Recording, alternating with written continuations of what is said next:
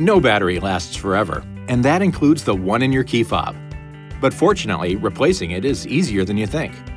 All you need is a small flat blade screwdriver and a new battery. In this case, a CR2450 3-volt. Insert a small flat blade screwdriver into the slot on the bottom of the key fob and carefully pry the cover slightly open. Continue this process around the perimeter of the fob until you can use your fingers to remove the cover completely. Now, use the screwdriver to pry out the old battery. Insert a new battery with the positive pole facing up. Finally, put the case back together, snap it shut, and test the key fob by pressing a button. If the LED light blinks, you're good to go. This video is not intended to take the place of your owner's manual. For complete details and other important safety information, please see your owner's information.